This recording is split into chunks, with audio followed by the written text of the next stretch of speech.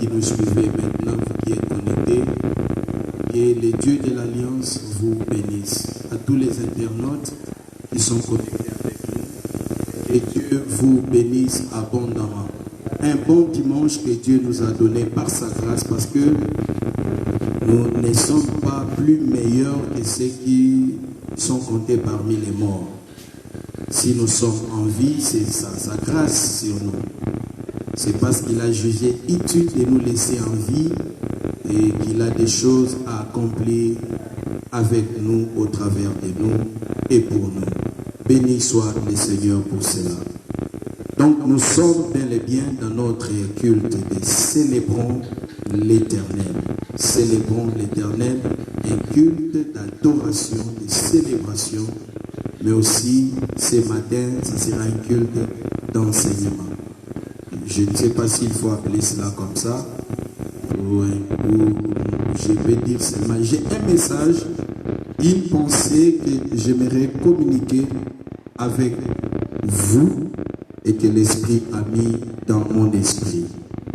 Avant que nous puissions entrer dans notre message du jour, je vous appelle à me rejoindre dans la présence de Dieu, entrer dans les lieux saints des saints et à se prosterner.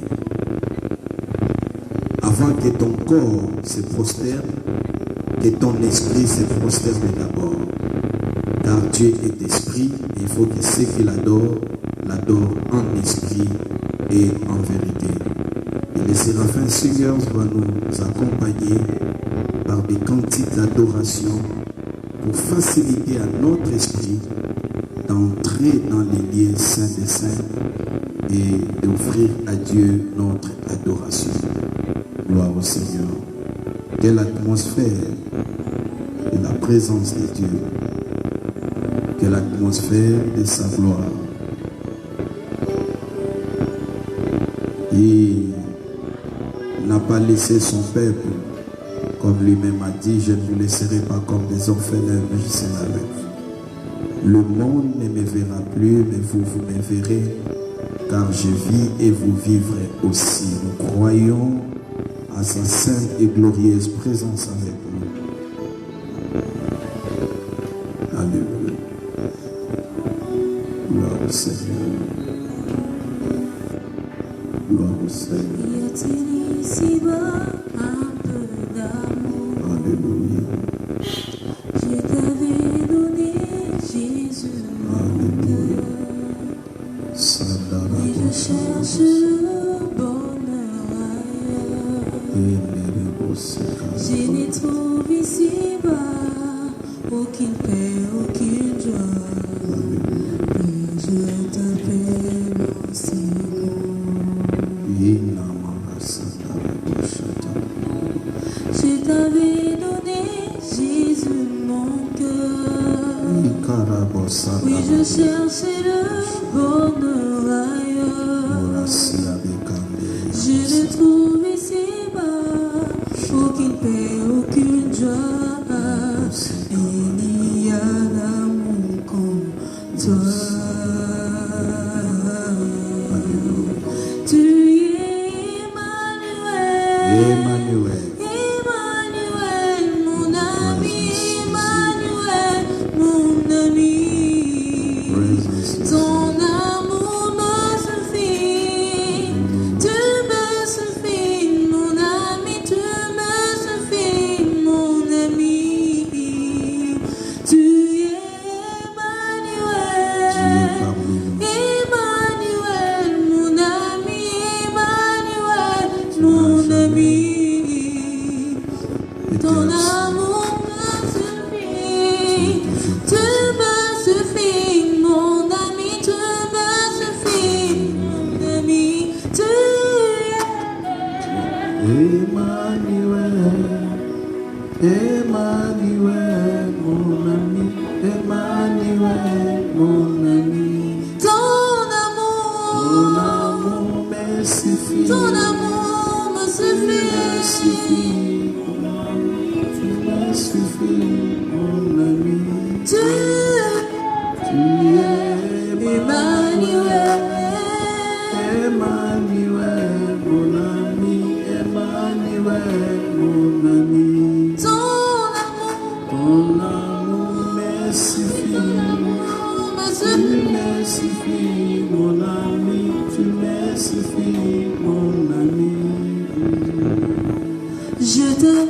donner, Jésus.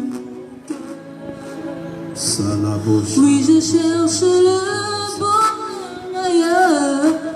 Ora sarabosha. Je ne trouve ici Ora aucune paix, aucune joie. Il n'y a d'amour comme toi. Tu es Emmanuel. Yahweh Shammah. Emmanuel, mon ami. Emmanuel, mon ami. Ta présence me suffit. Me suffit, mon ami. Tu me suffis, mon ami.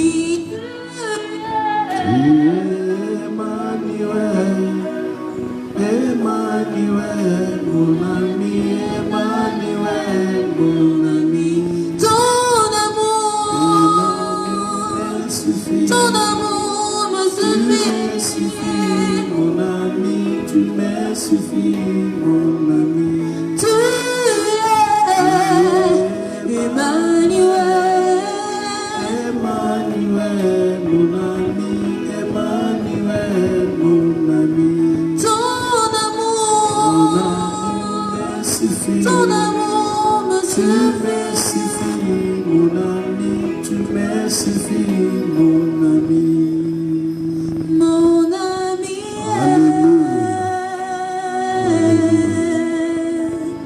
Mon ami. Mon ami. Qui ne trahit jamais. Mon ami. Il est toujours fidèle. Mon ami. Il est toujours fidèle. Mon ami, mon ami. Mon ami.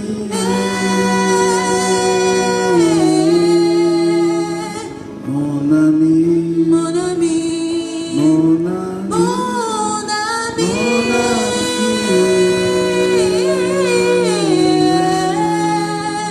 Mon ami.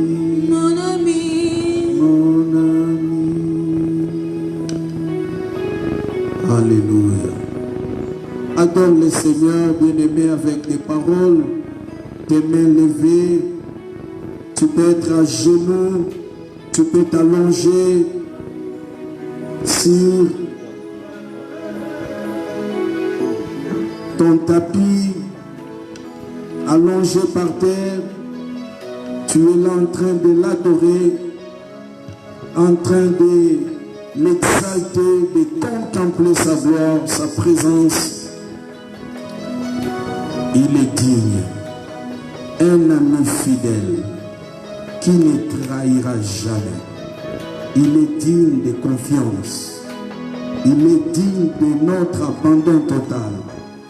Il ne te décevra jamais. Il a été toujours là. Même quand on ne sent pas sa présence, même si on a tendance qu'il t'a abandonné, il n'abandonne jamais. Il a dit dans sa parole, je ne te délaisserai point et je ne t'abandonnerai point. C'est avec assurance que tu peux dire, Dieu est mon aide. Il est là. Il a promis qu'il ne va pas nous laisser comme orphelins, mais il sera avec nous. Malgré la terreur de cette pandémie coronavirus, il est là. Corona n'a pas chancé sa présence dans nos vies, dans nos maisons. Il est là. Il suffit seulement d'être conscient qu'il est là. Sa présence devient comme un bunker. Sa présence devient comme un lieu fort. Sa présence devient comme un tour, un muraille de feu pour empêcher à tout fléau, à toute manifestation de ténèbres d'infiltrer, de pénétrer nos maisons et même nos corps. Il suffit seulement de réaliser et de croire. Et quand tu crois à sa présence, adore-les. Jaïrus était conscient qu'il était devant lui. La première des choses, il l'adora. Alléluia. Alléluia. Isabara Shandeki Barasutia. Ora Baba Baba Sekaramia Kotoba Kanderia Baka. Simandara Boshara Baba Sandabarika. Ora Basaka. Yusaba Kanderia. Mandero Bosi. Useka proba sikara manderia. Robo sakara manderia. Ushabraya maseke. Rekobo sika manderia. Urubo sadara. Urubara mandaraba. Barabara beshandara bilola. Sulabarabara shikere menderia. Rosakara manderia barabara barabara. Shalom Yendere kotoro sikara manderia. Yendere korobo sakarabia. Roma sandara bara koro bara bara bara bara. Sheprokate zika manderia. Oza bara bara bara bara. Isipro sikara manderia. Shalaboka manderia. Sheparaba sakara dire konderia. Malasina ngaya moyo, malasie. Malasina ngaya moyo, malasie. Malasina ngaya moyo, malasie. Ibasama brosha karaba. Elebosi karabara bosi lebere. Eliona El Shaddai. El Olam, le Dieu très haut, le Dieu transgénérationnel, le Dieu tout puissant. Je t'adore. Je t'adore. Si je demande à d'autres,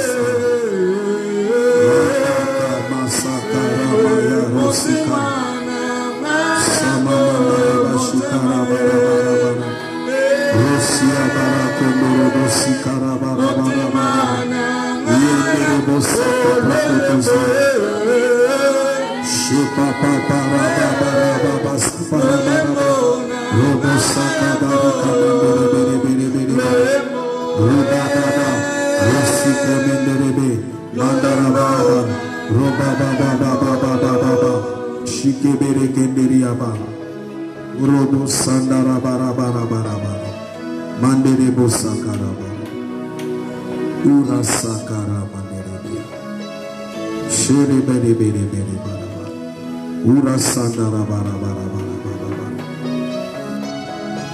Oh,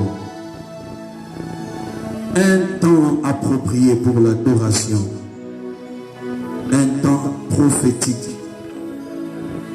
les chronos de Dieu. Le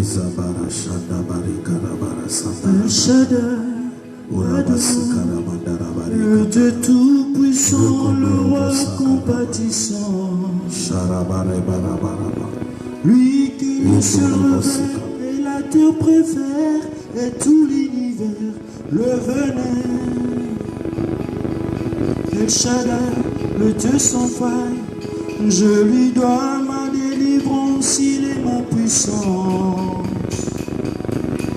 Le Dieu de mes espoirs, qui me fait voir tous ses exploits, en lui je crois. Je trouve une place devant sa face. El Shaddai, tout ça demeure dans nos cœurs. Laisse-moi t'offrir un chant d'amour. Restons ensemble pour toujours. Oh mon Jésus, laisse-moi t'offrir un chant d'amour. Restons ensemble pour toujours. Il a mis fin Alléluia. à mes souffrances, ainsi qu'à mes errances, dans les mauvais jours et devant tous mes défis. En lui je me confie, et quand je crie El Shaddai, il me répond. De lui ma vie dépend. Je l'aime, je l'adore. Je l'aime, je l'adore. Je l'aime, je l'aime. Tu as mis fin. Tu as mis fin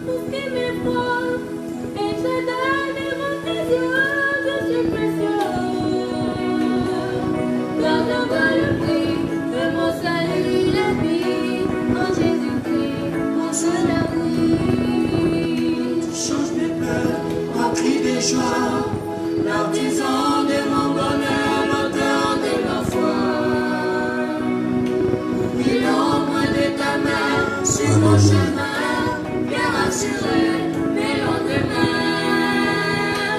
Pour une place Devant sa face, et je donne toute sa demeure dans mon cœur. laisse-moi t'écrire un chant. Laisse-moi t'écrire un chant d'amour. Restons ensemble pour toujours. Alléluia. Oui, Jésus. Laisse-moi t'écrire un chant d'amour.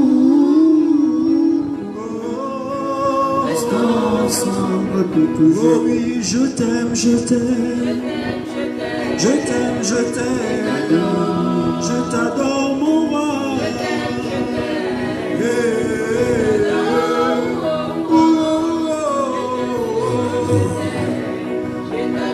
Oh oui, je t'aime, je t'aime. Je t'aime, je t'aime. Je t'adore, mon roi.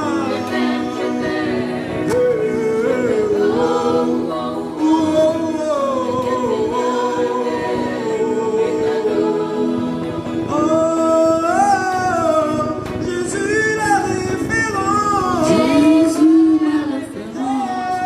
Il est digne de référence. Jésus, ma préférence. Jésus, j'ai les bons espérances. Oh mon papa, il est la référence. Jésus, ma référence. Il est digne de référence. Jésus, ma préférence. Jésus, j'ai les bons espérances. Oh Jésus,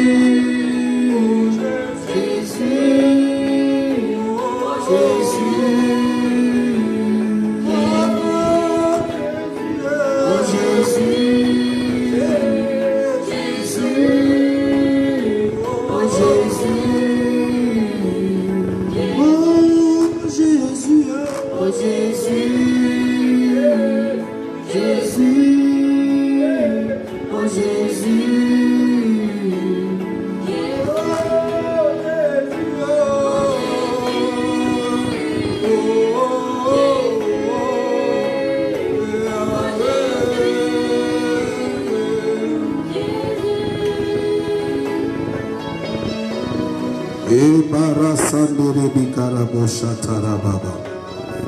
Endere mandara barabarabara. À qui te comparais-je? Qui est comme toi, qui est semblable à toi? Le rocher des âges, notre refuge, notre seul abri. Tu es notre rocher fortifié. Je t'adore, le Dieu de mon salut, le puissant des cités de merveilles de Christ. Oramasi karabo sharama sanderia, Egarababa sotoro manderia baka, Usarabara mandere bire baraba, Urabasakara manderia, Shabara sande. Alléluia. Alléluia. Alléluia. Gloire au Seigneur. Nous sommes dans Genèse chapitre 5. Nous allons prendre à partir du verset 21.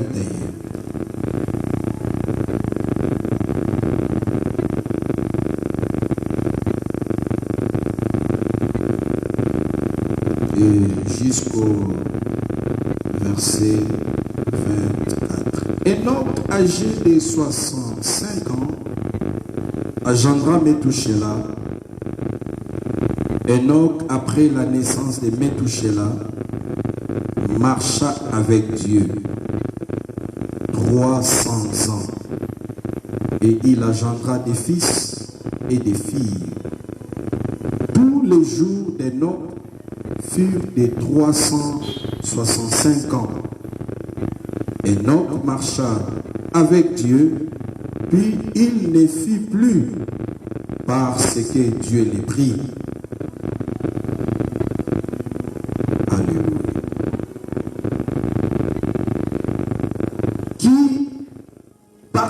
participera à l'enlèvement de l'Église? C'est ça notre sujet de ce matin. Qui participera à l'enlèvement de l'Église? Par la grâce de Dieu, nous allons prendre notre temps à préparer l'Église que nous sommes.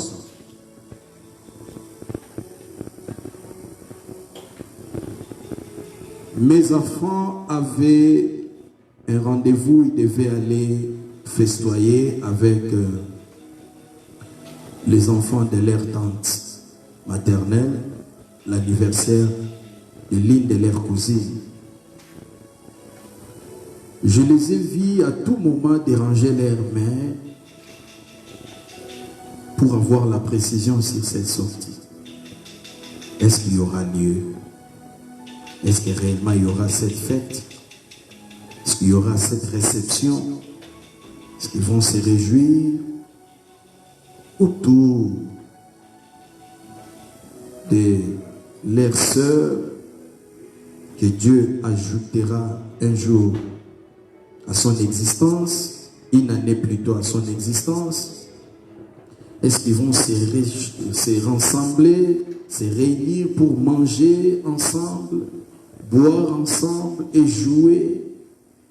Un jour avant, je les ai vus en train d'apprêter leurs habits, de peur qu'il y ait instabilité d'électricité pour ne pas déranger leur sortie. Et j'ai compris beaucoup de choses. L'Église, c'est que les maîtres, les seigneurs, l'époux est sur le point d'apparaître. Et les comportements qu'il faut à l'Église en ces temps-ci, c'est préparer.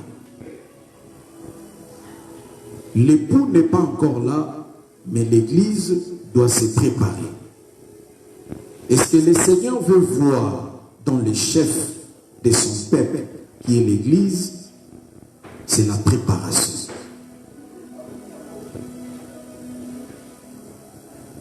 Tout ce que Dieu a créé a un commencement, a aussi une fin.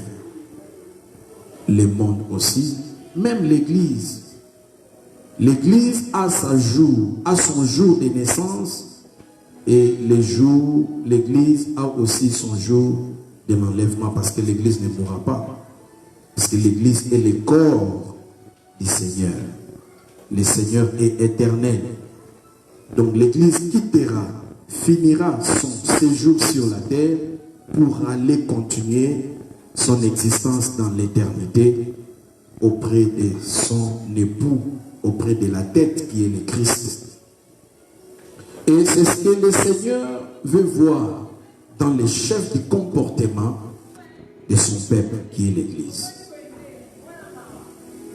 Et pendant ce temps-ci, le grand travail qui doit être fait à l'Église, c'est de purifier l'Église. C'est de sanctifier l'Église par la parole.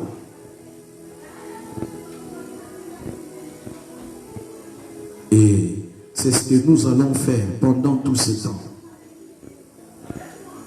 Pour que tu ne rates pas le ciel. Sinon tu vas te retrouver illico facto en enfer. Parce qu'il n'y a pas un lieu intermédiaire. C'est lui qui ne va pas au ciel, ira en enfer. Et si tu ne vas pas en enfer, tu iras au ciel. Mais aller au ciel demande un traitement. Il faut qu'il y ait un travail qui doit être fait sur ta personne. Et la responsabilité est au mandateur de Dieu.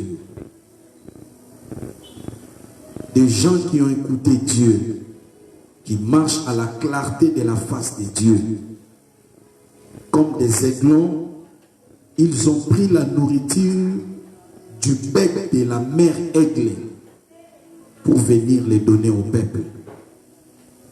Ce que je te donne, je l'ai reçu de la bouche de Dieu pour te les donner. Vous voyez, l'aigle nourrit ses enfants avec son bec. Et Dieu nous communique par sa bouche, nous communique sa parole pour que nous puissions les répandre à son peuple. Suivez-moi attentivement. Enoch est le 7e homme depuis Adam. Il a vécu 365 ans sur la terre. Mais lorsqu'il atteint l'âge de 65 ans, la Bible dit qu'il donna naissance à son fils aîné, Métouchéla. Et après la naissance de Métouchéla, Enoch, la Bible dit, il donna naissance à des fils et à des filles. Ça veut dire qu'il était un homme chargé. Il était un responsable d'une grande famille. Il avait des obligations, des factures à payer. Les contraintes de la vie ne l'avaient pas épargné. Les réalités de la vie ne l'avaient pas épargné. Il était buté à toutes ces choses. Mais on dit, après la naissance de Métouchéla, à 65 ans, Enoch va marcher maintenant avec Dieu. Ça veut dire, les 65 ans avant, il ne marchait pas avec Dieu. Il marchait avec les mondes. Il marchait avec les hommes. Sa vie était modélée au siècle de son temps. Mais lorsqu'il atteint 65 ans, à la naissance de son fils aîné, Métouchéla, Enoch aura la révélation de Dieu. Et c'est comme cela, il va prendre la décision de commencer à marcher avec Dieu. Et je t'informe, pendant que Enoch était sur la terre, Adam et Ève aussi étaient sur la terre. Où est-ce que Enoch a appris Dieu? Où est-ce qu'il a reçu la révélation de Dieu? Parce que la révélation a toujours une porte. Nous disons, la connaissance de Dieu donne l'ouverture à la révélation. Je reformule ma phrase. Le savoir, le bagage que quelqu'un peut avoir de Dieu est une porte pour l'amener à la révélation de Dieu. Vous voyez, Samuel dormait là où il y avait les chandeliers, mais Dieu ne s'était pas encore révélé à lui. Mais alors qu'il servait Dieu au pied d'Élie le sacrificateur. Ça veut dire, il servait un Dieu qui ne s'était pas encore révélé à lui. Il ne connaissait pas encore Dieu, mais il servait Dieu au pied d'un homme de Dieu, Élie le sacrificateur. Au point où le jour où Dieu va appeler Samuel, Samuel confondait la voix de Dieu avec de son maître, de son père spirituel, Élie le sacrificateur. Ça a été toujours comme ça. Dieu est le Dieu des pères. C'est lui qui veut écouter la voix de Dieu, doit apprendre à écouter la voix de son père. Donc, 65 ans, Métouchéla n'avait pas la révélation de Dieu, mais à un certain moment, il aura la révélation de Dieu parce qu'il y avait une porte. Cette porte-là, c'était Adam. Adam va relater à Métouchéla comment est-ce que lorsqu'ils étaient dans le jardin, Dieu descendait. Dieu venait s'entretenir avec eux. Dieu parlait à l'homme. Dieu lui expliquait des choses. Ce que j'aime dire, il était le 4e personne de la divinité. Et Dieu lui avait donné la domination, le pouvoir d'assujettir tout. Alors, toute la vie que Adam a menée avec Dieu en Éden, il les raconta à Enoch. Et c'est partant de ces récits qu'Enoch avait reçu la révélation de marcher avec ses dieux. Il ne voyait pas ses dieux. Ses dieux étaient toujours invisibles. Mais au moins il marchait avec lui. Comment quelqu'un peut marcher avec une réalité qui ne se voit pas, invisible, et des fois qui n'est pas sensible, pendant 3 siècles durant?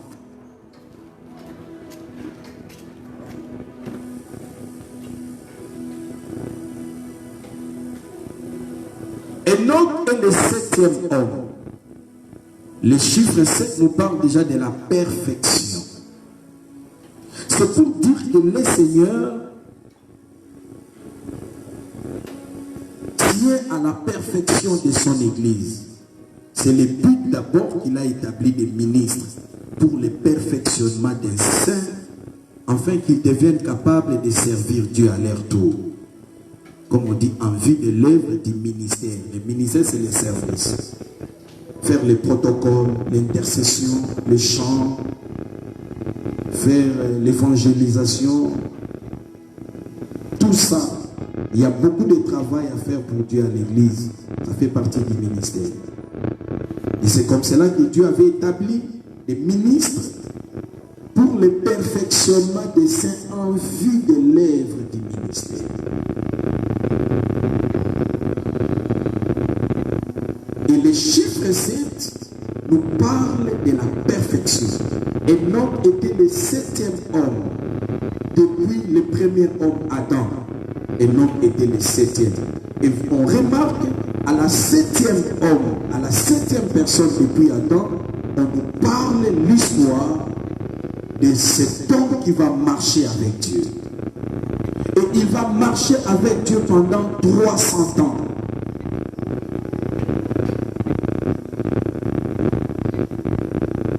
Et la manière dont Enoch marcha avec Dieu avait tellement plu à Dieu.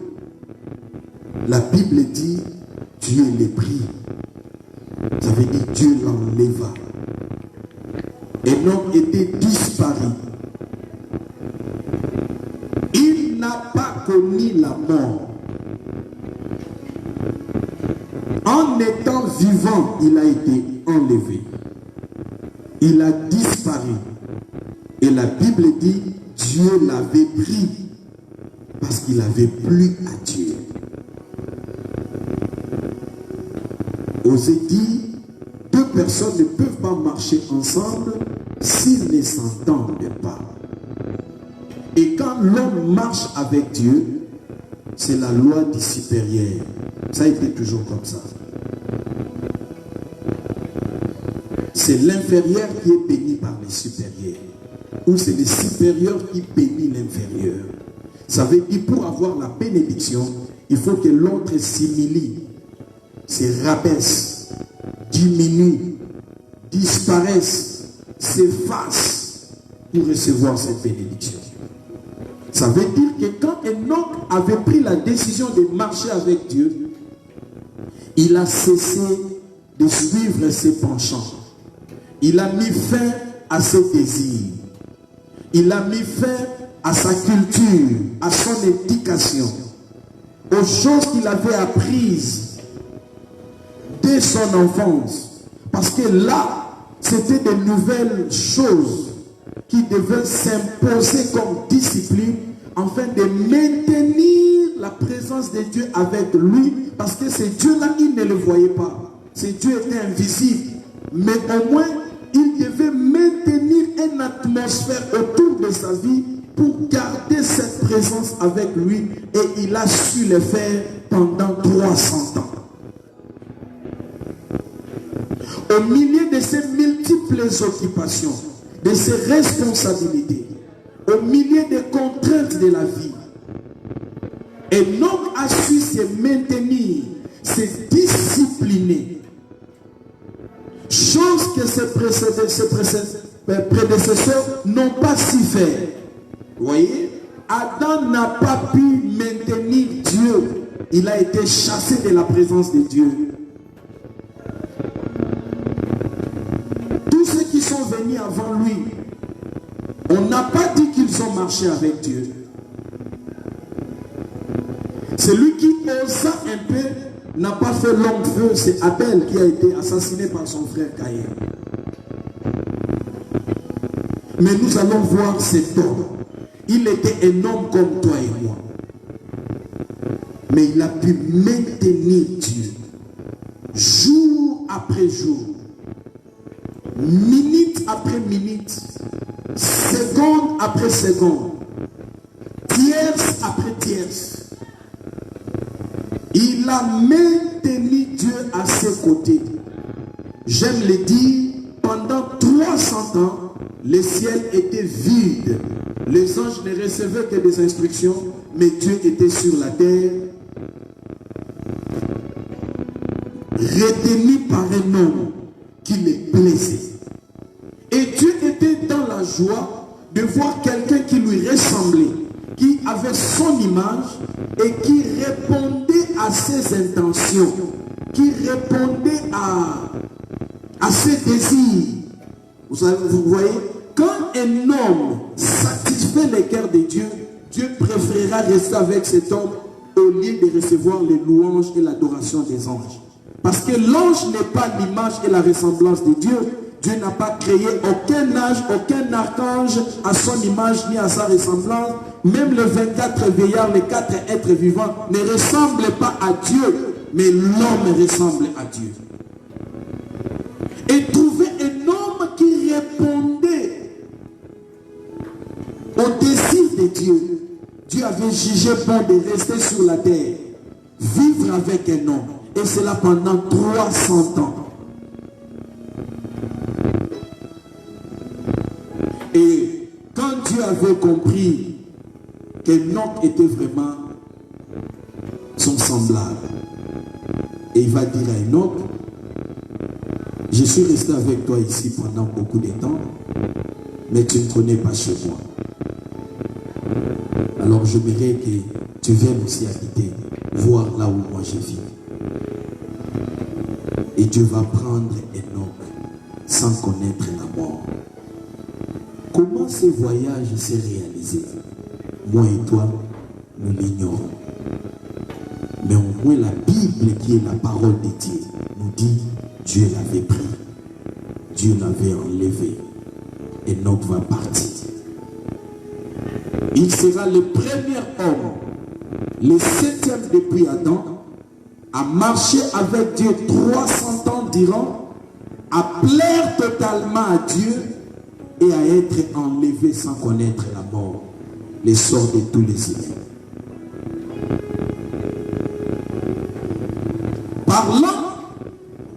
Par là déjà, Dieu annonçait l'enlèvement d'un peuple qui va lui appartenir, qui va marcher avec lui sur la terre et qui va répondre à ses intentions.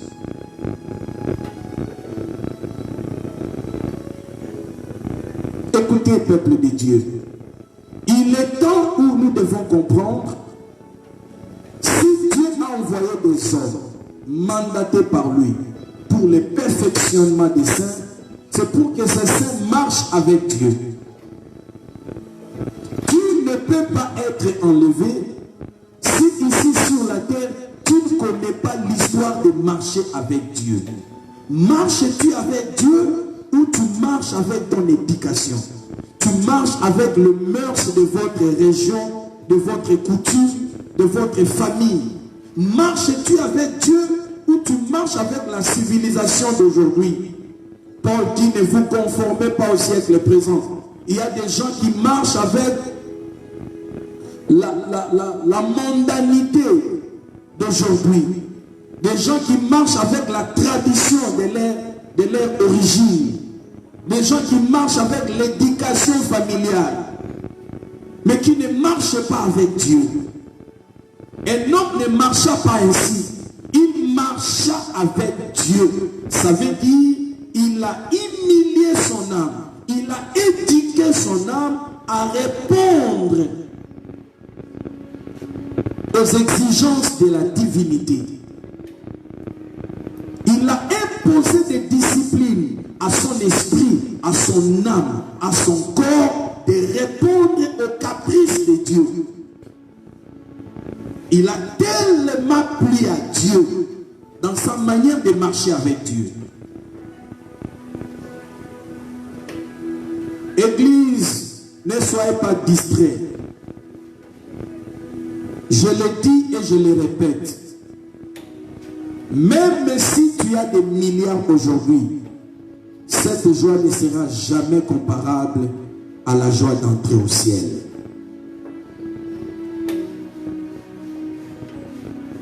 Même si tu habites la maison qui coûte trop cher, la maison qui coûte trop cher, qui a des meubles, je ne sais quoi, en diamant ou en quoi, cette maison-là ne sera jamais comparable à la maison que Christ est en train de construire. Il a dit que votre cœur ne se trouble point, croyez en Dieu et croyez en moi. Je vous précède auprès du Père. Je pars pour vous préparer des places. Quand j'aurai fini, je reviendrai vous prendre. Afin que là où je suis, vous y soyez aussi. Ces maisons-là, c'est incomparable. On ne trouvera jamais une maison. Aucun président de la République, aucun roi, aucune reine, même la reine Elisabeth d'Angleterre, n'a pas une maison semblable aux maisons que Christ est en train de nous construire au ciel.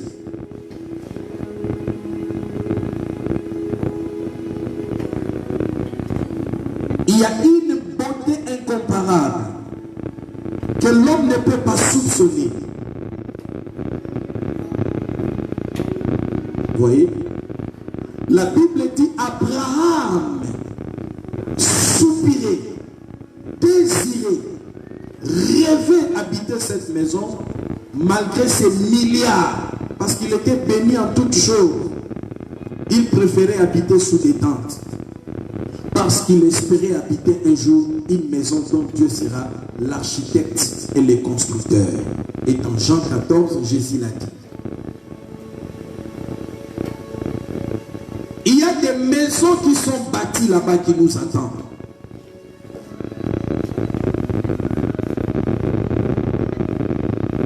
Bien-aimés, il est temps de mettre du sérieux dans la vie, de cesser d'être religieux. Marcher avec Dieu veut dire avoir une expérience réelle, claire, avec ce Dieu invisible. Chaque jour, tu dois avoir une expérience avec sa présence. Chaque instant, tu dois réaliser qu'il est là avec toi. S'il permet que tu le sentes, gloire à Dieu, tu peux le sentir, tu peux l'entendre.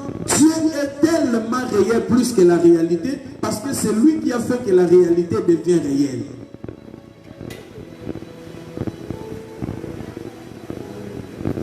De même qu'Enoch marcha avec Dieu, ça signifie que tous ceux qui participeront à l'enlèvement de l'Église doivent être des personnes qui marchent déjà avec Dieu. Ne rêvez pas que tu seras enlevé si tu n'as pas une expérience quotidienne avec ce Dieu-là. Ici, je ne parle pas des religieux, des gens qui attendent un dimanche pour aller à l'église, qui attendent le culte de la semaine le soir pour aller, mais ils n'ont aucune expérience avec Dieu. Non. Je parle de ceux qui ont une expérience réelle avec Dieu, qui marchent avec lui, qui entendent sa voix, qui obéissent à sa parole.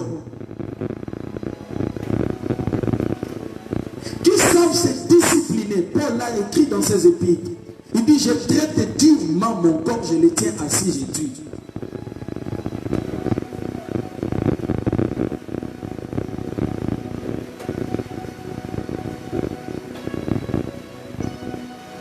Donc, bien-aimés, marcher avec Dieu vous garantit le ciel, vous garantit l'enlèvement. Commencez d'abord à marcher avec Dieu. Enoch marcha avec Dieu. Comment la marche avec Dieu peut être réelle? Dans la communion avec son esprit, dans l'intimité. Et cela doit être renouvelé chaque jour. Tu dois rechercher Dieu dès le matin. Dès que tu te réveilles, ta première réaction, c'est de rechercher la présence de Dieu. Comme dit le psalmiste, dès le matin, je me rassasie de ton image. C'est rassasier de l'image de Dieu, c'est être rempli de Dieu, c'est être rempli de son esprit. Et il est important, écoutez-moi, peu importe ce que tu fais, peu importe tes titres ecclésiastiques, si tu n'as pas une expérience quotidienne de marcher avec Dieu, si tu n'as pas une expérience ponctuelle, tu n'as pas une expérience actuelle, il y a d'autres qui peuvent nous parler du temps passé. Je marche, je pas ça. Un passé composé. Non, marcher avec Dieu oblige que cela soit une expérience de tous les jours.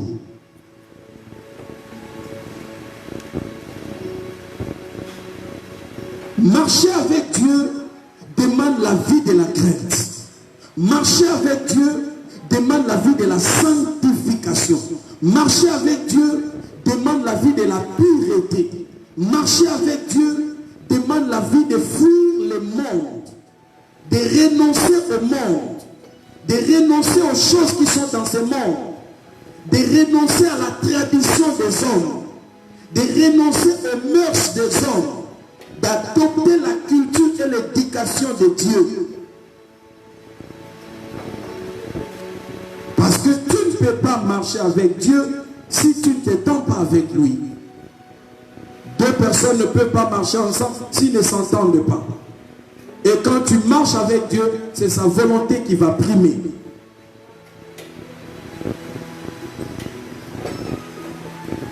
Marcher avec Dieu demande de l'humilité personnelle, volontaire. Marcher avec Dieu veut dire s'oublier. Marcher avec Dieu veut dire disparaître. C'est comme si tu n'existes plus. C'est comme si tu n'as plus de volonté. À moins que ta volonté rencontre aussi la volonté de Dieu. Mais si ta volonté est contraire de la volonté de Dieu, tu mets ta volonté à l'écart. C'est à cela qu'on peut dire, si je vis, ce n'est plus moi qui vis, mais c'est Christ qui vit en moi, parce que vivre veut dire agir. Tu vas agir non parce que cela te plaît, mais tu agis parce que c'est ce que Dieu veut de toi.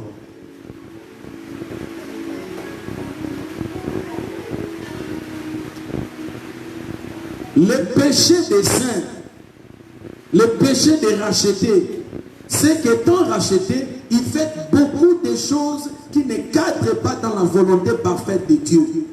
Mais c'est leur propre désir, leur propre visée. Alors quand on devient un racheté, on ne s'appartient plus. On appartient à celui qui vous a racheté.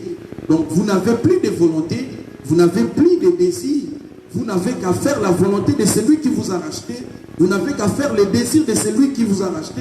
Et il l'a fait en payant le prix de sa propre vie. Nous ne vivons plus pour nous-mêmes, mais nous vivons maintenant pour celui qui est mort à la croix pour nous. Chose qu'il ne pouvait pas accepter. Mais à cause de son amour, la Bible dit, Dieu a tant aimé le monde, les hommes. Il a donné son fils. Et le fils accepta d'aller à la croix, de subir toutes ces peines. Et désormais, si vous les recevez, vous ne vous appartenez plus. Vous ne pouvez plus faire votre choix. Votre choix, c'est le choix de Dieu pour vous. L'Église, vous devez comprendre ceci. Il est temps d'ajuster notre manière, notre style de vie. Est-ce que nous marchons réellement avec Dieu ou nous marchons avec le monde? Celui qui ne marche pas avec Dieu, il marche avec le monde. Celui qui marche avec le monde ne marche pas avec Dieu. Celui qui marche avec Dieu ne marche pas avec le monde. Et Enoch l'a fait pendant 300 ans. Il n'a pas choqué Dieu. Il n'a pas blessé Dieu. La Bible dit il a plu à Dieu. Raison pour laquelle Dieu l'avait enlevé.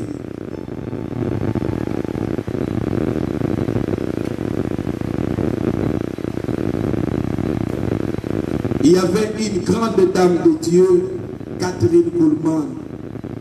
Elle avait une phrase qu'elle disait: je fais 1000 morts. Je fais 1000 morts. Ça veut dire ce que Paul a dit. La mort agit en nous. Il crucifiait sa chair pour maintenir sa communion avec le Saint-Esprit, pour ne pas blesser le Saint-Esprit. Il crucifiait les désirs de sa chair parce qu'il voulait l'avoir à tout prix, à tout moment. David a dit dans Actes des Apôtres chapitre 2 25, je voyais Dieu constamment car il était à ma droite. Voyez, garder Dieu constamment avec soi implique beaucoup de discipline, le renoncement de soi.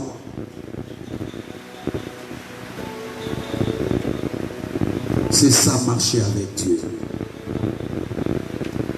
Et c'est à cela que l'Église doit comprendre. C'est à cela que l'Église doit adopter comme style de vie. C'est à cela que ça nous prépare à être réellement sûrs que nous serons de ceux qui seront enlevés. Le jour où le Seigneur va venir.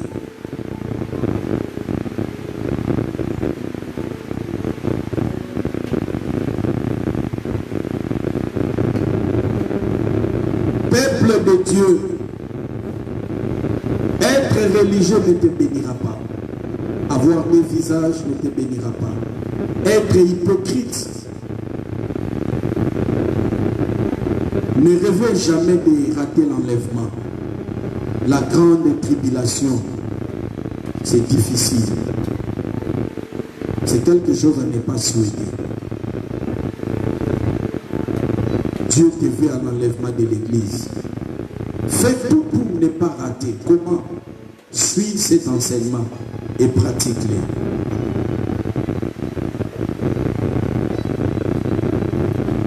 J'aimerais épingler 4 choses rapidement pour être pratique dans notre marche avec Dieu. Nous sommes dans Ecclésiaste chapitre 9. Nous allons lire Ecclésiaste chapitre 9. À partir du 17e au 8e verset.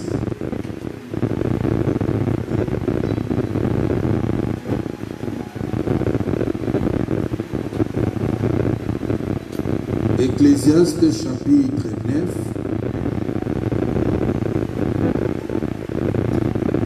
Va, mange avec joie ton pain et bois gaiement ton vin, car dès longtemps Dieu prend plaisir à ce que tu fais. Qu'en tout temps tes vêtements soient blancs et que l'huile ne manque point sur ta tête. Ici, c'est Salomon qui nous parle. Ce n'est pas Salomon des cantiques. Ce n'est pas Salomon des Proverbes, mais ici c'est Salomon d'Ecclésiaste. C'est un Salomon vieilli, le vieux Salomon, qui a acquis de l'expérience, qui n'a plus l'analyse de la vie quand il était jeune.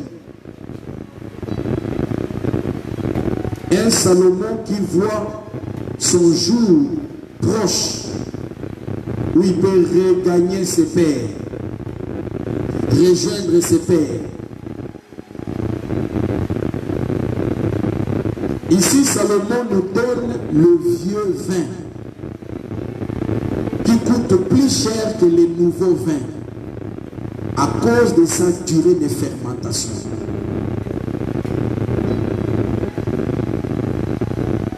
La sagesse d'un homme expérimenté, qui a beaucoup vécu et qui a fait beaucoup et qui a tiré une conclusion par rapport à tout ça. Et il nous donne le conseil. Il dit, va, mange avec joie ton pain, bois gaiement ton vin, car dès longtemps, Dieu prend plaisir à ce que tu fais. Qu'en tout temps, tes vêtements soient blancs et que l'huile ne manque pas sur ta tête. Nous allons souligner 4 points qui va rendre notre marche avec Dieu réelle et pratique. La première des choses, la méditation de la parole de Dieu. Premier paragraphe, 17e verset. Va, mange ton pain avec joie. Le pain, c'est la parole. Nous devons développer un style de vie où la méditation de la parole de Dieu doit devenir notre sujet de joie. Nous devons avoir la joie de lire la parole. La joie de méditer la parole. La joie d'écouter la parole. La joie de partager la parole avec les autres bien-aimés. Ou avec les païens dans l'évangélisation. Ça, c'est le premier tiré. Cela nous aidera à garder Dieu auprès de nous. Le fait que notre vie sera une vie de la méditation, une vie de lecture, une vie d'écoute, une vie de partage de la parole de Dieu qui deviendra notre sujet de joie. Cela nous aidera à maintenir Dieu avec nous. Car la parole est une lumière. Elle nous montrera le chemin. Psaume 10, 105, verset 15. Ta parole est une lumière sur mon sentier, est une lampe et une lumière. La parole est une lampe et une lumière. La lampe, c'est le logos. La lumière, c'est le réma. Pour qu'il y ait lumière, il faut qu'il y ait de l'huile. Ça veut dire une parole révélée, inspirée par l'Esprit sur base des Écritures. Josué 1:8, il dit que ce livre de la loi ne s'éloigne point de ta bouche. Médite-les jour et nuit, afin d'agir fidèlement selon ce qui est prescrit. C'est en cela que tu auras du succès dans tout ce que tu entreprendras. C'est en cela que tu auras de la réussite. La méditation quotidienne de la parole. Il dit jour et nuit. Paul dit que la parole de Dieu habite abondamment en vous. Il dit à Timothée, garde le dépôt de la parole de Dieu. Voyez, la marche avec Dieu peut devenir réelle avec nous que lorsque nous sommes accrochés. La parole de Dieu devient notre sujet de joie. Nous la mangeons avec joie. En la lisant, en l'écoutant, en la méditant et en la partageant avec d'autres personnes.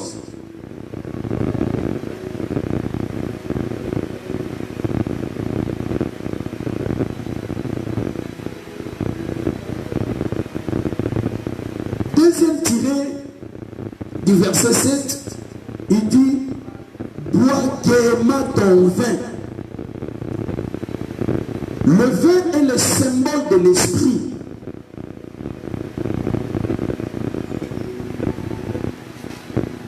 Parce qu'ici on nous parle de l'esprit dans deux titres.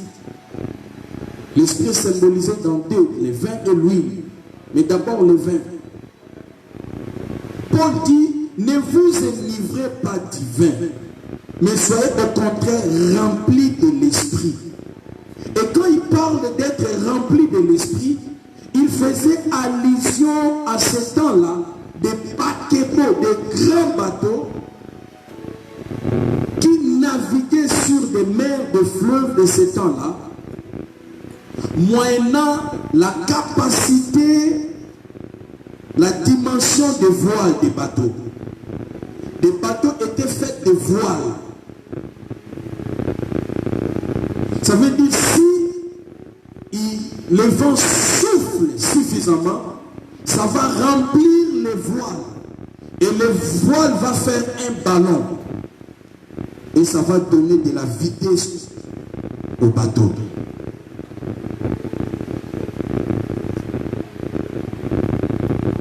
Soit s'il n'y a pas le voile, alors on va mettre des bois, chauffer les bois pour faire marcher les bois des bateaux.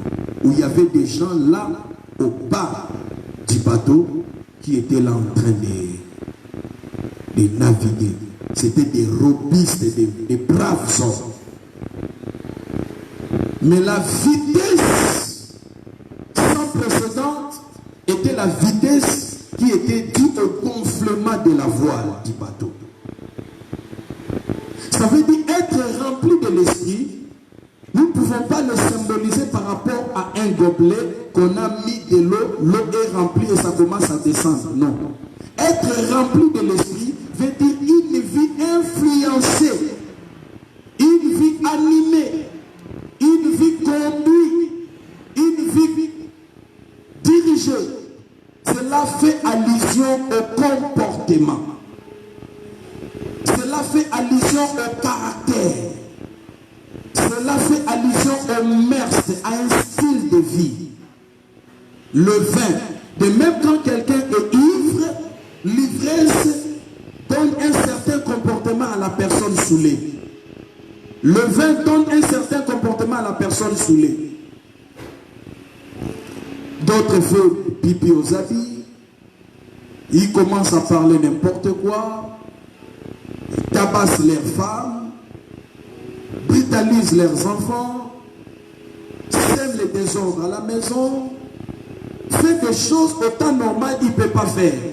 Parce qu'il est sous l'influence de l'ivresse du vin.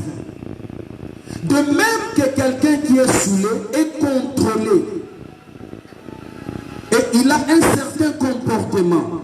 Parce qu'il est saoulé par l'ivresse du vin. De même quand quelqu'un est rempli de l'esprit, il a aussi un comportement. Il manifeste un certain caractère. Le caractère du Christ.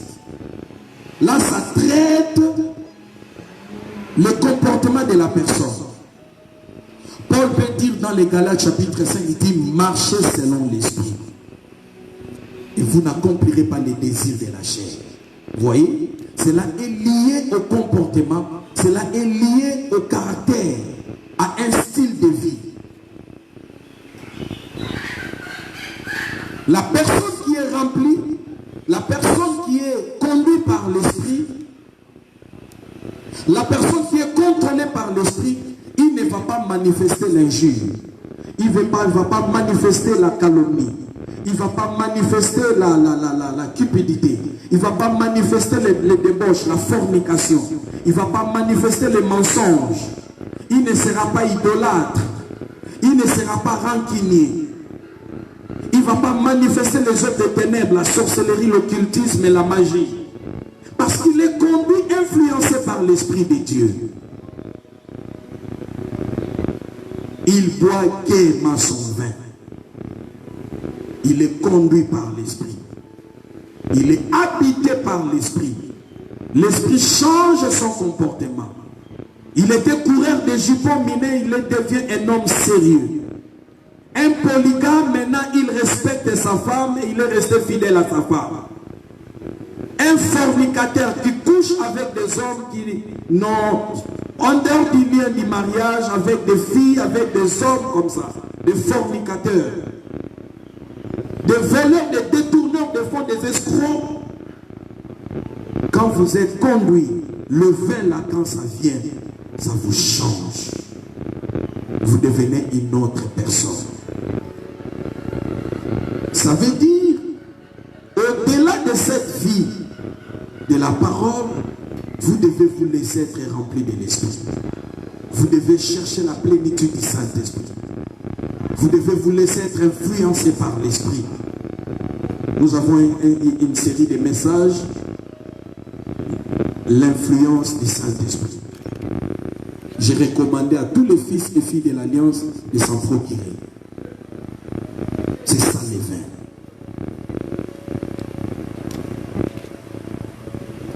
Le Saint-Esprit amènera en vous le caractère du Christ si vous êtes rempli de lui. Ici, il ne s'agit pas du don. Ici, il s'agit des fruits. C'est lié aux fruits. C'est lié à la maturité. Vous voyez, le fruit, ça ne sort pas automatiquement. Il y a un processus. Il y a une procédure. Il y a une procédure. Vous voyez, on parle de la culture. C'est quelque chose qu'on doit développer jusqu'à atteindre une maturité. C'est alors qu'on verra des fruits. Les fruits, Dieu ne te les donne pas comme un don. Le fruit, c'est quelque chose que tu dois cultiver. Tu dois t'imposer des disciplines. Vous voyez? C'est comme cela, Paul dit, je tiens mon corps assujetti. Ça veut dire, je mate mon corps. Je maîtrise les désirs de mon corps pour permettre à l'esprit de s'exprimer réellement en moi. Quand je crucifie la chair, l'esprit prend de l'allure. C'est les pratiques que tu dois faire. Et quand tu demandes cela à Dieu, Dieu va te les donner. Une vie remplie de l'esprit. Ne passe plus ton temps avec les réseaux sociaux, la télévision, les téléphones, mais passe plus ton temps avec la Bible et communie plus avec l'Esprit de Dieu. Demande à Dieu de te remplir de son esprit et que Dieu change le toi.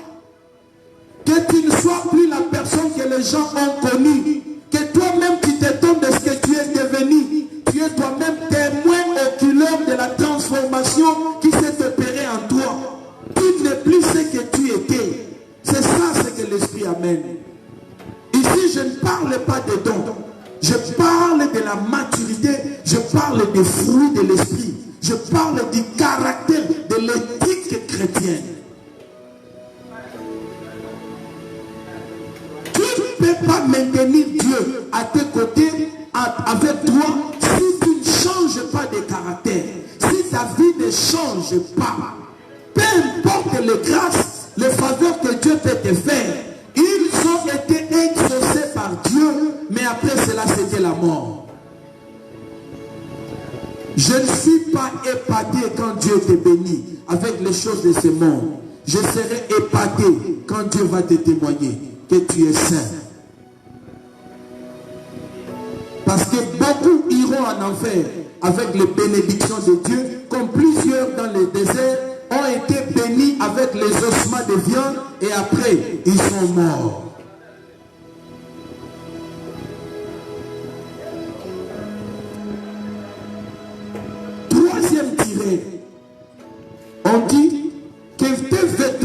soit blanc.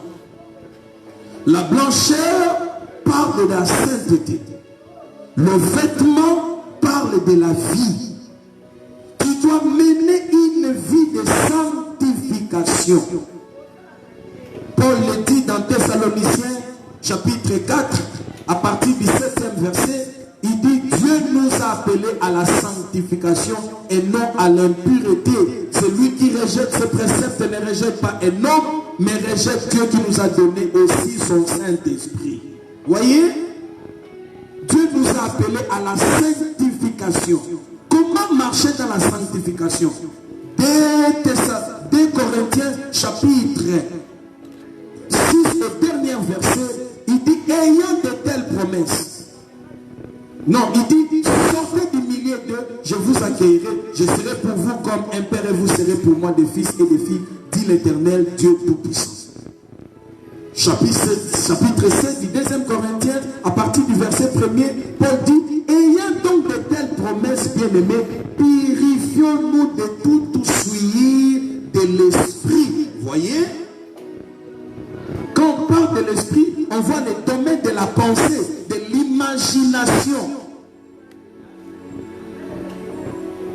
Et purifions-nous de toute suite de l'esprit et de la chair. Quand on parle de la chair, on voit les actes, les contacts. En achevant notre sanctification par la crainte de Dieu. Celui qui se sanctifie se voit clairement lorsqu'il craint Dieu. Craindre Dieu, c'est réviser le péché à tout niveau. Voilà, pour être pratique. Je refuse de mentir. Je refuse de calomnier. Je refuse de garder rancune. Je refuse d'être hypocrite. Je refuse de faire tout ça. Je refuse de se saouler. Je refuse de sortir avec une femme que je n'ai pas pris en mariage. Je refuse de sortir avec un homme qui n'a pas payé la dot chez nous. Je refuse tout ça. C'est ça la sanctification. La Bible dit, sans la sanctification, personne ne verra Dieu.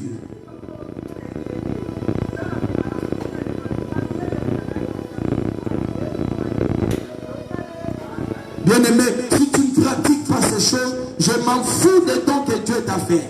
Je m'en fous des grâces que tu as reçues de Dieu. Tu iras avec cela en enfer. Les premières personnes pour qui l'enfer a été créé, il ira là-bas avec les dons de Dieu. Dieu ne lui a pas ravi cela. Lucifer, il était un archange au ciel déployé qui mettait son à la perfection de Dieu. Mais lorsqu'il a désobéi, il s'est rébellé.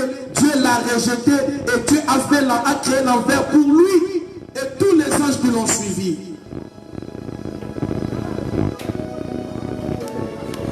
Des choses extraordinaires, merveilleuses ont été créées pour le jour où il fut créé.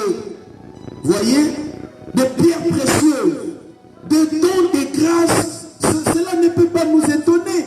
Nous connaissons la parole, nous connaissons la volonté de Dieu, nous savons comment marcher avec Dieu. Que tu aies un avion, jet privé, Orange, je ne sais qui, de quel milliardaire du monde, si cela ne rencontre pas aussi une vie sanctifiée, tu es nul, les portes de l'enfer sont grandement ouvertes pour toi. Et d'ailleurs, quand ce monde prendra fin, nous allons oublier que tu avais une jet privée ici sur la terre.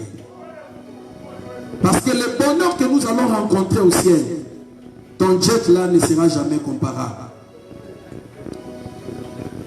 Prépare-toi, sanctifie-toi davantage. Fuis le péché, même dans ta chambre à coucher, même dans ta toilette quand tu es seul. Ne te masturbe pas, Dieu te voit.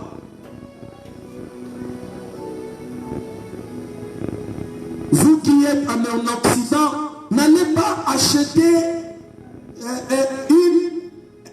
un jouet comme une sexe d'une femme, d'un homme pour commencer à se... C'est une autre forme de masturbation. Ça ouvre les portes de l'enfer devant toi. Sanctifie-toi davantage, car le Seigneur est à la porte. Tu marches avec Dieu, c'est par la sanctification, sans laquelle personne ne verra Dieu. Et pour clôturer la dernière tirée, il dit que l'huile ne manque pas sur ta tête. L'huile est aussi le symbole de l'esprit. Mais là, ici, on ne nous parle pas du caractère. Ici, on nous parle, l'huile est le symbole de l'esprit en forme de capacité de fonctionnement. Capacité de fonctionnement. David dit, j'ai la force du buffle. Je suis arrosé d'une huile fraîche. Mon œil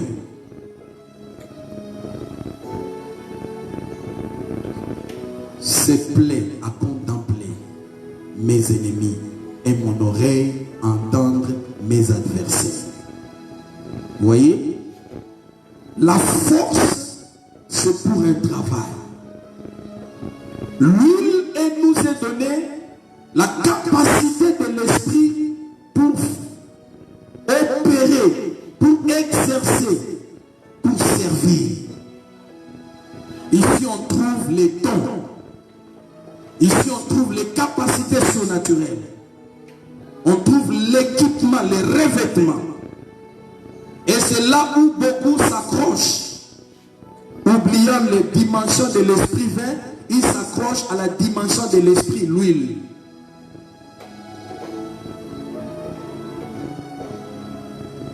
Beaucoup ont l'huile.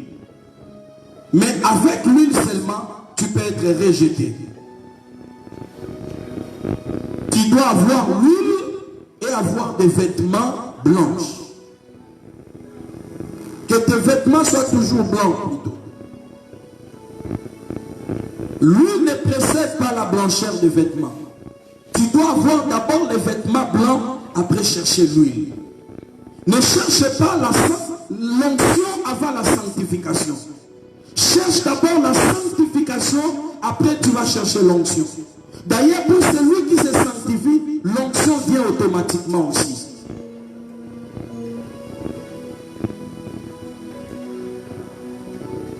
Plusieurs diront, n'avons-nous pas fait autant de miracles en ton nom? Nous avons prêché, nous avons chassé des démons, nous avons parlé en langue, nous avons prophétisé. Il dit, je leur dirai ouvertement, je ne vous ai jamais connu. Ecclésiaste dit, la grâce est trompeuse. La beauté est vaine. La personne qui craint l'Éternel, c'est celle qui sera louée par Dieu.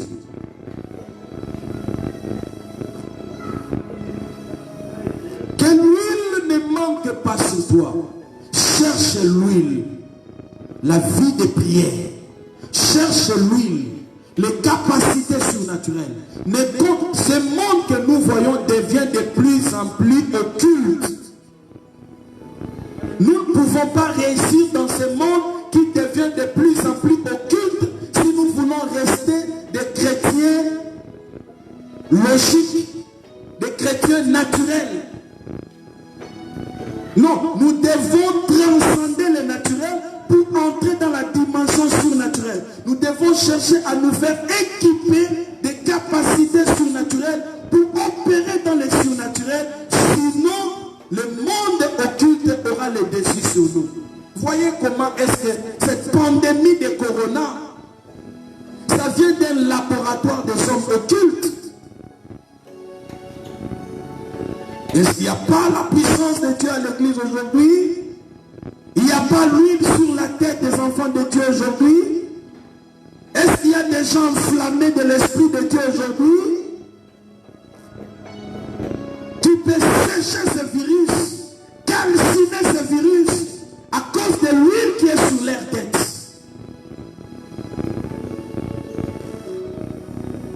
Alors que dans la Bible, il y a eu des gens qui ont arrêté le parcours du soleil. La géographie nous dit la terre tourne autour du soleil. Mais ce jour-là, un homme a ordonné au soleil d'arrêter son parcours. Parce qu'il avait des choses à faire pour Dieu. Voyez, il avait l'huile de Dieu sur lui parce que la Bible dit, Moïse imposa sa main Josué, il récit l'esprit de la sagesse.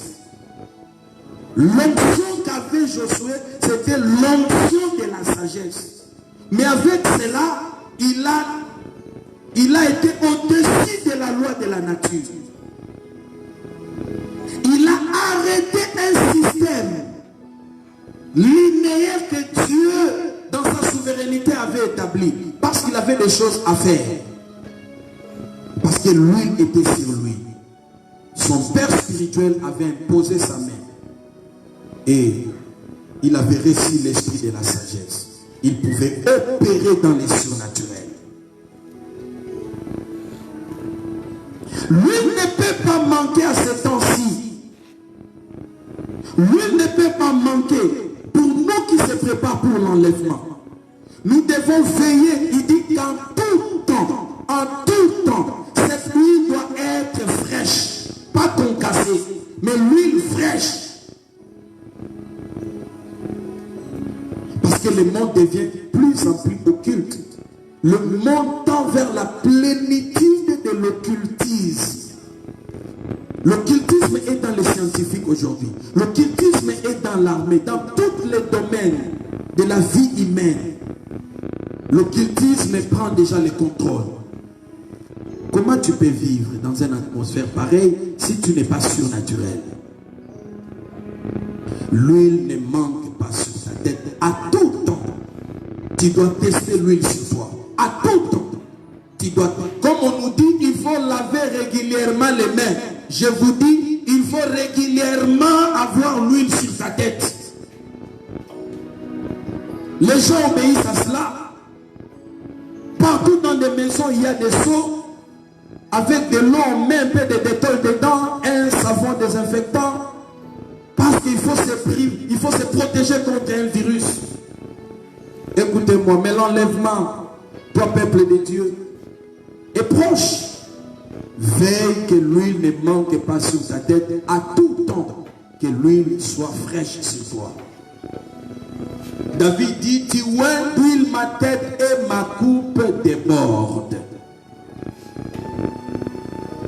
Job dit dans Job 29, il dit, quand j'étais en amitié avec les Très-Hauts, le rocher répandait près de moi des ruisseaux d'huile. Des ruisseaux d'huile. Tu dois avoir toujours l'huile avec toi. Une dimension de l'esprit en toi qui doit aller dans l'ordre croissant. Développer les capacités. Ne compte pas sur ton intelligence. Ne compte pas sur le pourcentage que tu as reçu à l'école, à l'université. Donc, mon bien-aimé, le monde est devenu de plus occulte. Tu as besoin d'un surnaturel plus élevé, que j'aime à dire, hein, le surnaturel opère. Ça veut dire qu'il n'a pas de jumeaux. Le surnaturel symbole pas du doigt au temps de Moïse, mais de la main, comme a dit Jésus. Si c'est par la main de Dieu que j'opère ces miracles, le royaume de Dieu est venu vers vous. Nous sommes bel et bien dans le royaume. Veille que l'huile soit sur toi. Cherche cela. Sois un homme, une femme de prière. Avant de dormir, n'attends pas que tu sois déjà atteint par le sommeil. Non. Quand tu as tous tes sens, prends ton temps dans la prière. Dis à Dieu de te oindre. Cette femme avait soif. Il a dit à Jésus, donne-moi de cette eau afin que je ne vienne plus puiser ici. C'est fatigant. Manifeste cette soif. Parle à Dieu de te oindre encore et encore. David a dit à Dieu, ne me retire pas ton esprit. Il n'a pas dit à Dieu, ne me retire pas le trône. Il a dit à Dieu, ne me retire pas ton esprit. Il savait, avec l'esprit, je peux récupérer les trônes, même si on me fait un coup d'état. Tu as besoin de la capacité surnaturelle. Tu ne peux pas réussir dans ce monde. Le diable a fait que dans chaque maison, dans chaque famille, dans chaque parcelle, qu'il y a des agents dans la sorcellerie ou dans l'occultisme pour avoir des informations. Parce qu'il mondial veut avoir le contrôle sur toute personne qui habite sur la planète, de même que le diable sur le plan spirituel avait déjà organisé une réunion qui est dans chaque parcelle, chaque avenue, chaque famille, qui est des agents du diable, pour que le diable soit informé de tout ce qui va se passer. Mais écoute-moi, nous sommes au temps où la sagesse infiniment variée de Dieu doit être démontrée. Et tu ne peux pas le faire si tu n'as pas l'huile sur toi. Il a dit, l'Esprit du Seigneur est sur moi pour guérir les malades, délivrer les captifs, rendre libres les opprimés, consoler les cœurs brisés. Quand on a l'huile sur toi, c'est la capacité d'opérer. C'est la capacité de fonctionner.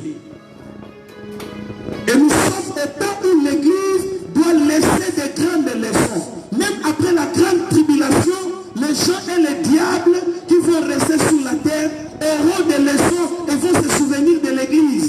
Il y a eu une race de personnes qui étaient avec nous, des choses qui nous ont fait formidables. C'est toi qui dois manifester ces choses. Et tu dois veiller à ce que l'huile reste sur ta tête. Qu'à tout temps, parce que tu ne sais pas quand est-ce que le diable va se lever dans ta vie. Tu ne sais pas là où il a tendu des pièges contre toi. Tu ne sais pas des gens qu'il a envoyés qui soient invisibles ou visibles. Mais lorsque tu as l'huile de Dieu sur toi, tu n'auras pas peur de tout ce que le diable va faire. Il peut utiliser des gens physiques comme il peut utiliser des agents spirituels.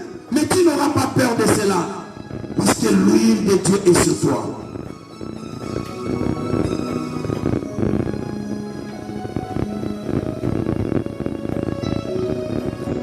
Voilà ces 4 choses qu'il te faut et qui va t'aider à marcher avec Dieu. Marche avec Dieu. Cesse de marcher avec les hommes.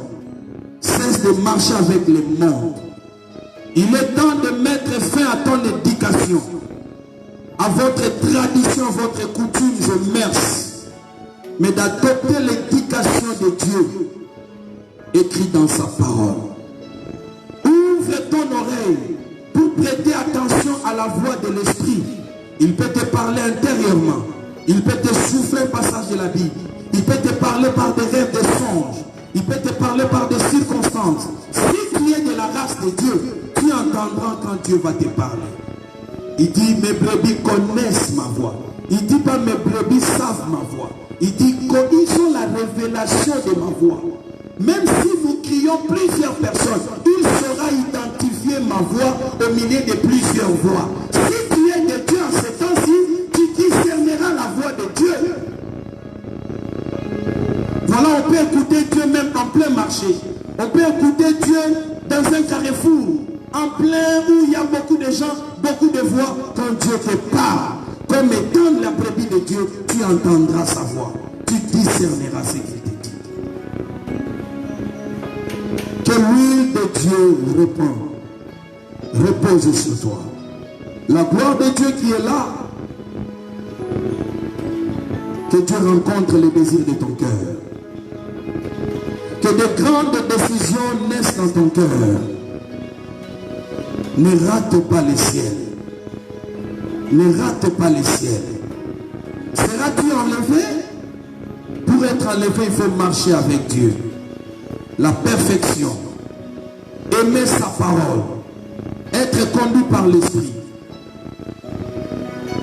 Vivre une vie sanctifiée. Être doté des capacités surnaturelles que donne l'Esprit.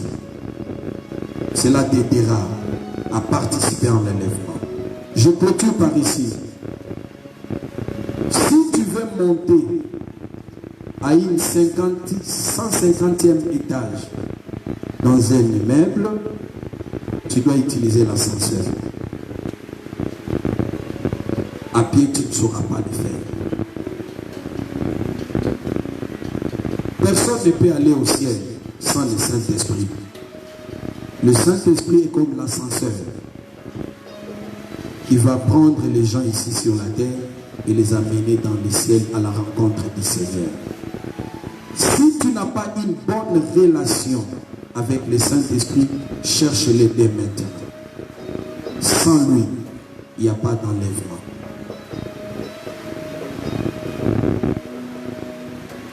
Je clôture par ici. Tu nous as suivis, tu n'as pas encore donné réellement ta vie à Christ. Tu fréquentes peut-être une église.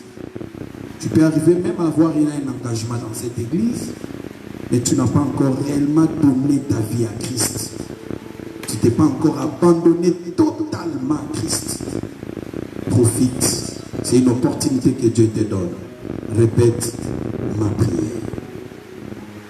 Seigneur Jésus-Christ, je suis touché dans mon cœur. Je t'ouvre mon cœur. Entre dans ma vie. Sois mon Seigneur. Sois mon Sauveur. Je renonce au diable, à ses œuvres. Je renonce au monde et à ses œuvres. Je renonce à mon corps, ma chair, et à ses mauvais désirs. Je te donne mon corps. Fais de moi ta demeure, le temple de ton esprit.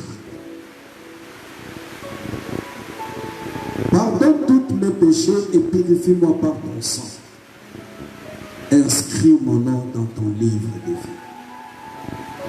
Garde-moi jusqu'au jour où tu viendras et je participe à l'enlèvement de l'Église. Amen. Tu l'as fait de tout ton cœur, tu viens de naître dans la famille de Dieu. L'Esprit de Dieu s'attache maintenant à ton esprit. Si tu es ici à Kinshasa, tu peux nous appeler. Nous allons te donner nos coordonnées. Tu es ailleurs, tu peux rester fidèle à nos programmes. Chaque mercredi, jeudi et vendredi à partir de 18h. Et puis chaque dimanche, à partir de 10h, heure de Kinshasa, RDC. Que Dieu vous bénisse. Vous qui aspirez, qui désirez, qui attendez le retour de notre Seigneur pour expérimenter cette grande consolation. Que cette semaine qui commence soit une semaine de surprises agréables. Que Dieu vous bénisse. Que l'onction de Dieu vous touche et rencontre votre besoin. Si tu es malade, reçois la guérison. Si tu as des problèmes, reçois la solution. Que Jéhovah Jireh, que Jéhovah Rapha, que El Shaddai, que El Elyon vous viennent en aide. Au nom de Jésus-Christ de Nazareth. Amen. Bye.